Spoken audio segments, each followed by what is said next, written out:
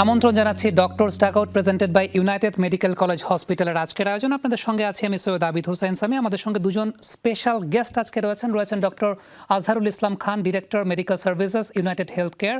আমন্ত্রণ স্যার আপনাকে। ধন্যবাদ। এবং সেই সঙ্গে আমাদের সঙ্গে আরও রয়েছেন ডক্টর শোয়েবুর রেজা চৌধুরী, বিভাগীয় প্রধান, মনোরোগ বিদ্যা বিভাগ, United medical college hospital. Sir আপনাকেও আমন্ত্রণ।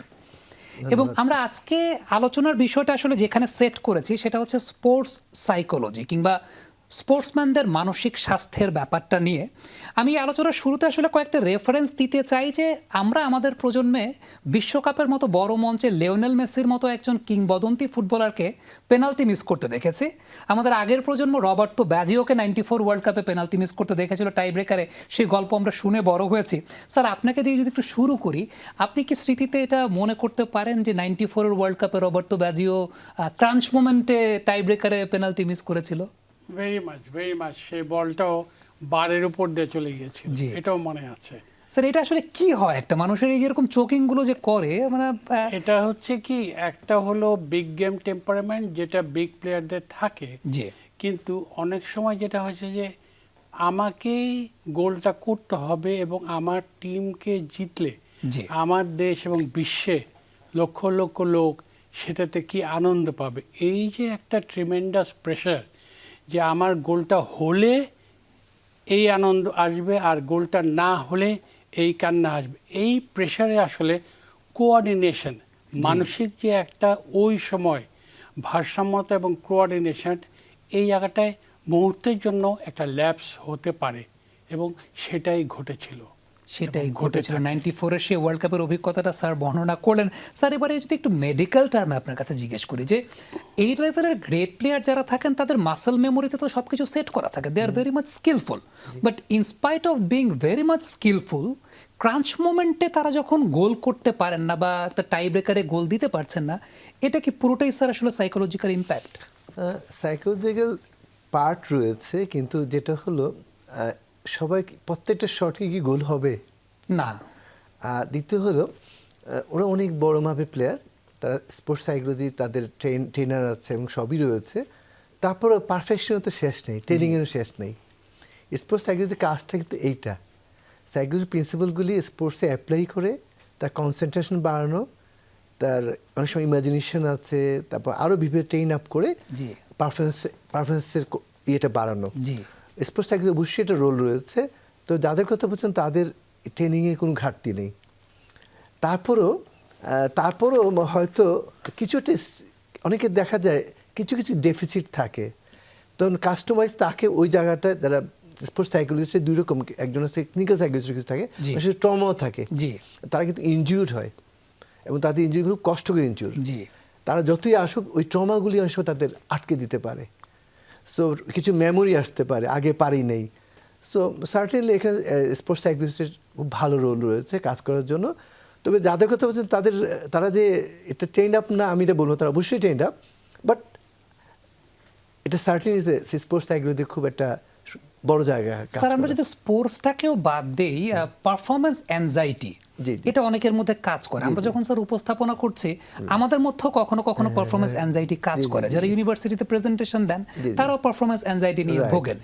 এই জায়গাটা স্যার আসলে কি করতে হয়? এটা কি নিয়মিত কাউন্সিলিং এর উপর থাকতে হবে? এই অ্যাংজাইটিটা আসে কেন আসলে মানুষের? আমার নিজেরও মনে আছে, যখন প্রথম লেকচার দিলাম আমি মনে কাঁপছিলাম মেডিকেল কলেজে, যখন ফার্স্ট লেকচার দিচ্ছি, এতগুলি মানুষ, এটা হিউম্যান একটা নর্মাল সাইকোলজি, কিন্তু এটা যে আমার কাজের ব্যাঘাত করে তখন কিন্তু আমাদের প্রফেশনাল হেল্প লাগবে।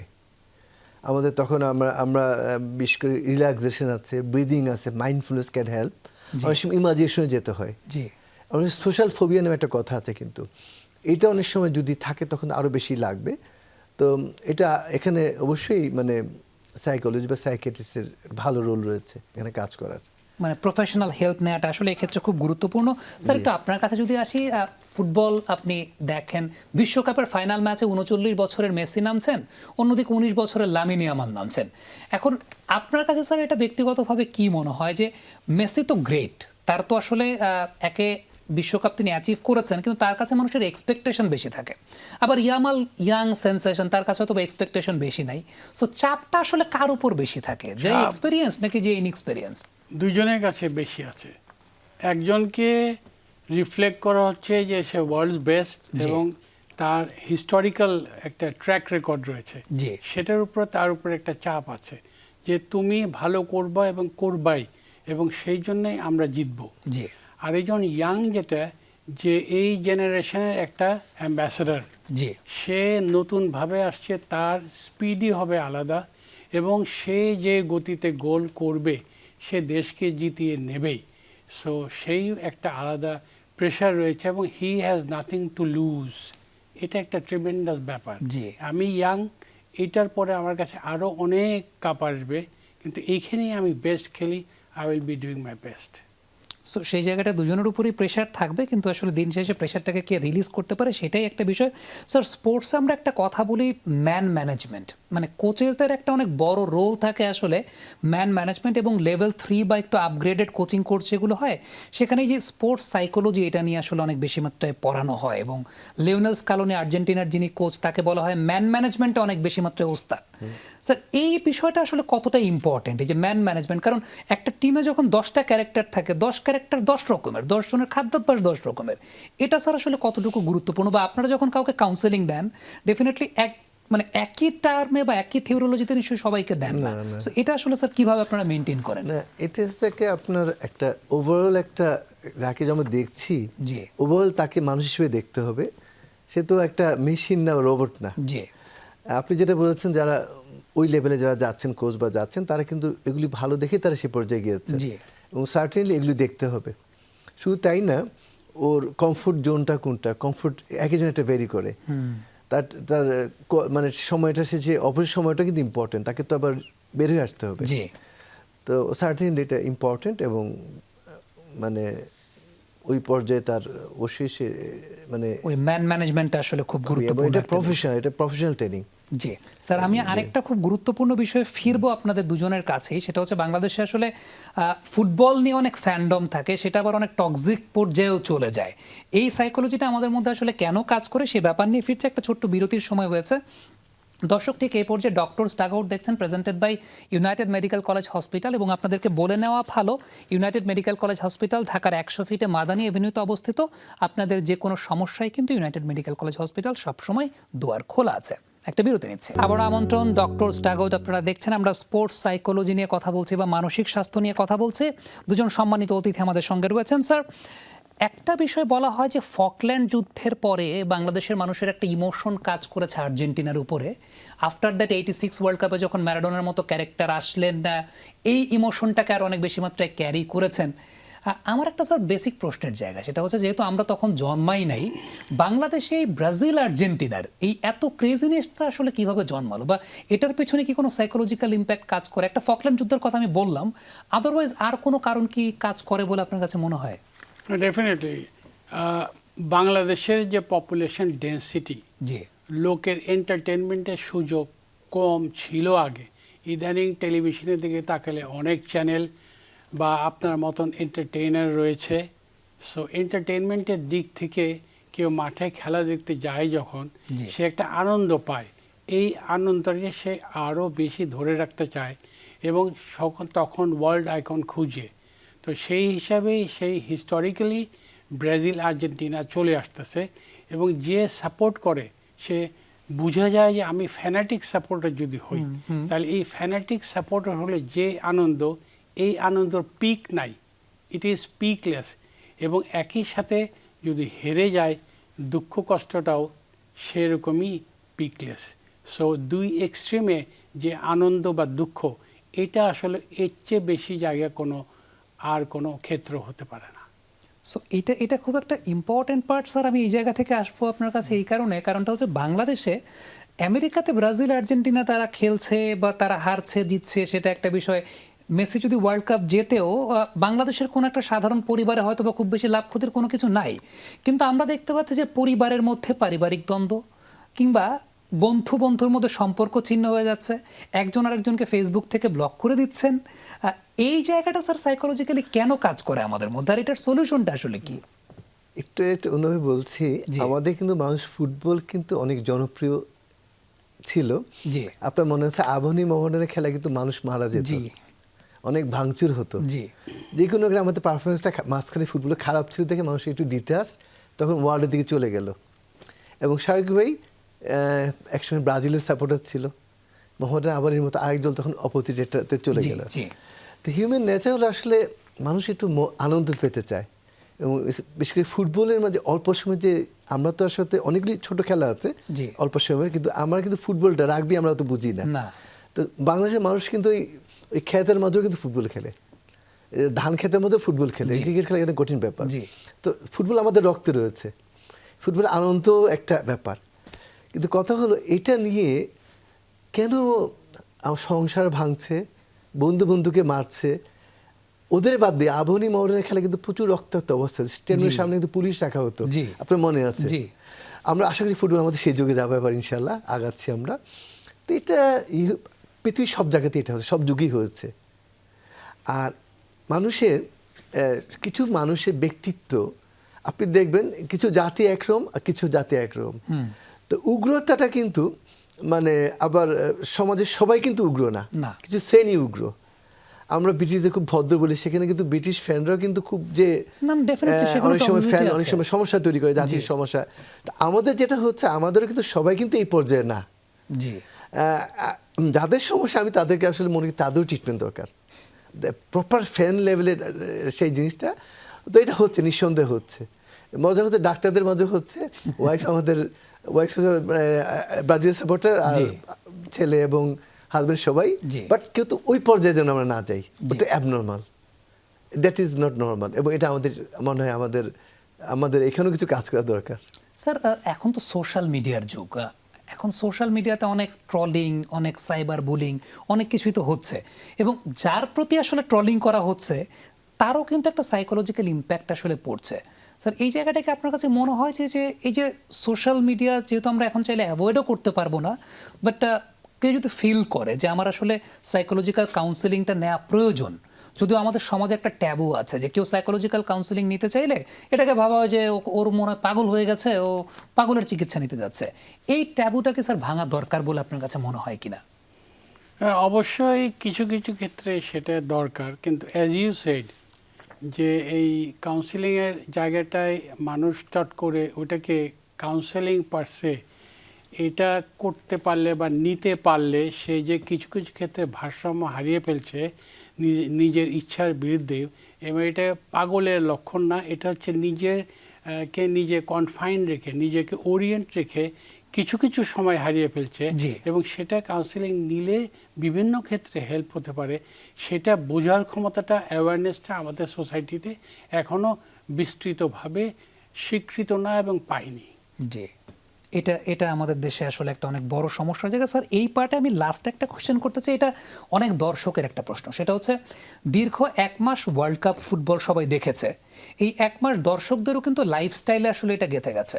এখন ওয়ার্ল্ড কাপটা যখন শেষ হয়ে যাবে, পরের দিন থেকে যখন আবার আগের লাইফস্টাইলে ফেরত যেতে হচ্ছে, এইটা কিন্তু স্যার এক ধরনের ডিপ্রেশনও কাজ করে, একটা শূন্যতা কাজ করে যে আসলে কি যেন নাই। এখান থেকে স্যার উতরে ওঠার কোনো শর্টকাট ওয়ে কি আছে?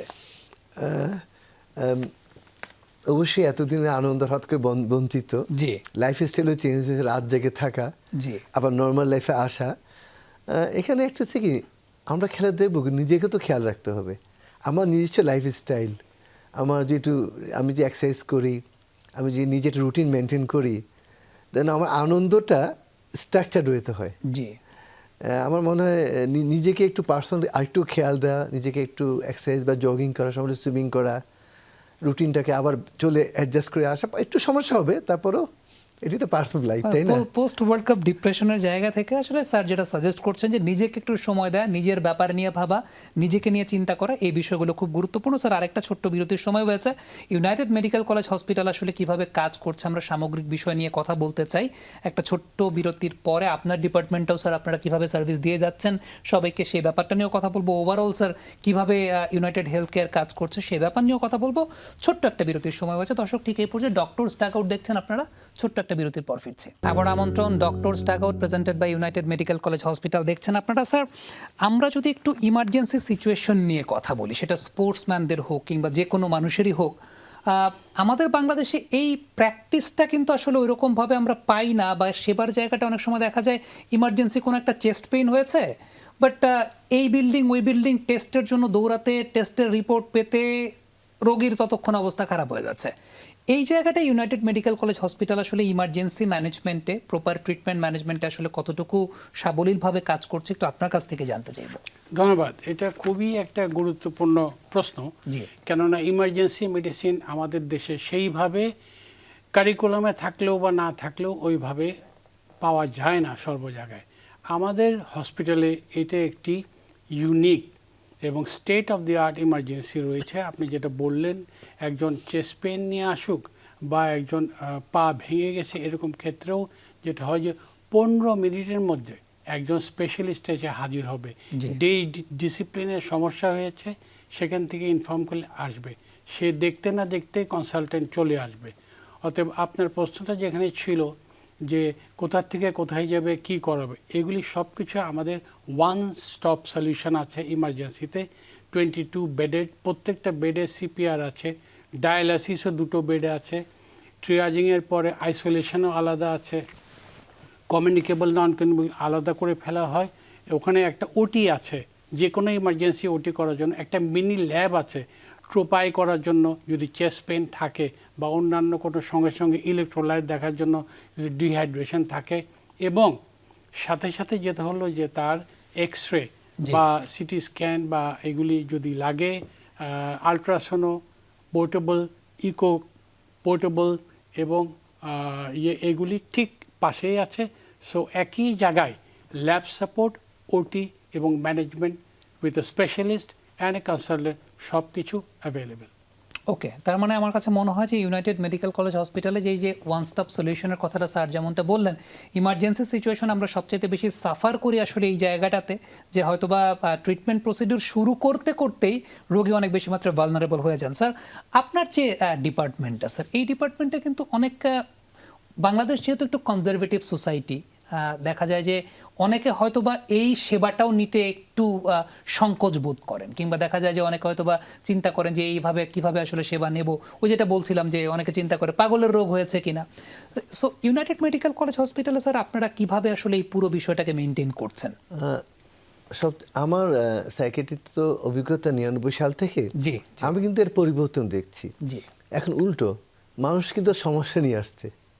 যে স্টিগমা যেটা ছিল আমার মনে এটা অনেক চলে গেছে, বিশেষ করে ইয়াং জেনারেশন যারা 15 নিচে, তার সরাসরি চলে আসছে।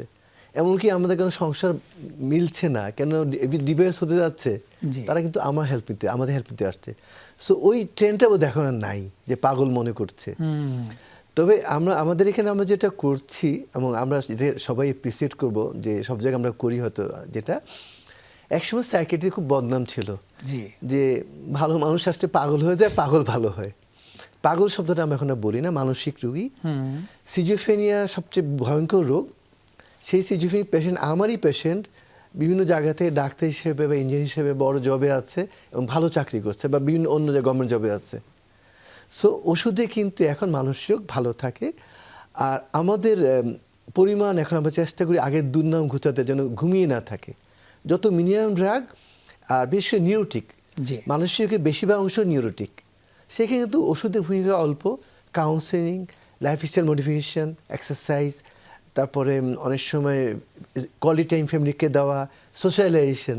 এবং সত্যি কথা আরেকটা এখানে বলতে আছে, এই সোশ্যাল মিডিয়াতে কিন্তু এখন অ্যাবনর্মাল এডিকশনের জন্য কিন্তু আবার রুগী পাচ্ছে, ইন্টারনেট এডিকশন।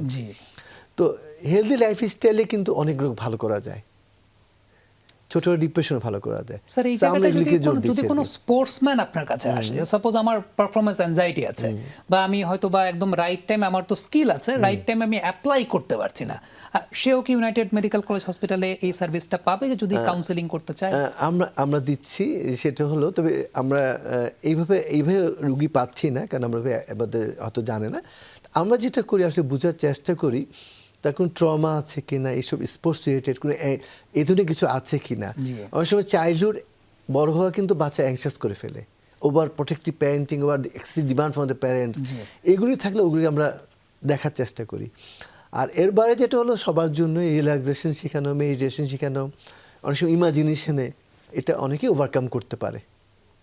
তবে প্র্যাকটিক্যাল লাইফে যে প্র্যাকটিস, এটা তো অবশ্যই কোনো বিকল্প নেই, তাকে বারবার প্র্যাকটিস করতে হবে অবশ্যই মাসল মেমোরি এবং স্কিল বিল্ড আপের জন্য। স্যার লাস্টলি আপনার কাছে যদি একটু আসি যে ইউনাইটেড মেডিকেল কলেজ হসপিটাল, আমরা যেটা ইমার্জেন্সি কেস নিয়ে তো কথা বললাম, বাট ফলো আপ, রিকভারি, সেই জায়গাগুলোতে আসলে কেমন সার্ভিস পাওয়া যাচ্ছে, বা আপনি কতটুকু আশ্বস্ত করবেন, কিংবা আপনার কাছে আসলে কতটুকু ভালো লাগে একজন রোগী যখন ভালো হয়ে পরবর্তী সময় স্বাভাবিক জীবনে ফেরত যাচ্ছেন? এই জায়গাটা এটুকুই বলতে হয় সিম্পলি, জি, যে আমাদের ওখানে যেসব চিকিৎসককে আমরা রেখেছি এবং যেসব অ্যাডভান্স টেকনোলজি রয়েছে, যে বিউটিফুল একটি স্ট্রাকচার, যেখানে অ্যাম্বিয়েন্স এত সুন্দর, সেখানে একজন রোগী আসলে তাকে সেই ভালো চিকিৎসক কতটুকু সময় দিচ্ছে, তার চোখের দিকে তাকিয়ে কতটুকু কথা বলেছে, তার কথা কতটুকু শুনেছে, এর উপরে কিন্তু পেশেন্টের একটা সমস্যা, শুধু সেইটার ম্যানেজমেন্ট না, পেশেন্টটার পুরো হিস্ট্রিটাকে ম্যানেজ করা, সেটাই একটি আর্ট। এবং আমরা সেইভাবেই চিকিৎসক নিয়োগ দিচ্ছি। আমাদের হসপিটালে আসলে যে কেউ দেখতে পারবেন যে একটা লাভলি ওয়ান্ডারফুল অ্যাম্বিয়েন্স, স্বস্তির নিঃশ্বাস ফেলা যায় এবং সুন্দরভাবে চিকিৎসা গ্রহণ করা যায়। সেই দিক থেকে ফলো আপটা, সে ওখানে আশ্বস্ত হয়ে একবার না বারবার আসবে। যেটা দরকার ওইসব ক্ষেত্রে, যেসব ক্ষেত্রে রুগীরা বাইরে চলে যায়, আমরা অ্যাসিওর করতে পারি না যে তুমি এখানে উইথ কনফিডেন্স দেখাও, এখানে ফলো আপগুলিতেও আসতে পারবা, এবং এখানে সেই পরিবেশটা আছে, এবং এখানে ইনফেকশন কন্ট্রোল ব্যবস্থা আছে।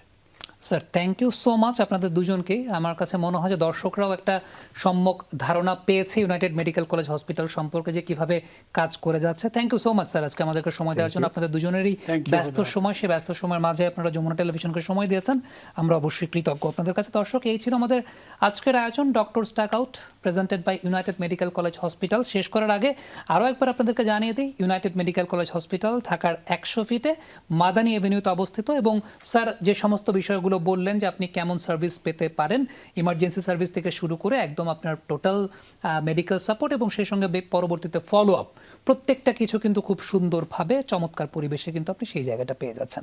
অসংখ্য ধন্যবাদ এতক্ষণ আমাদের সঙ্গে থাকার জন্য।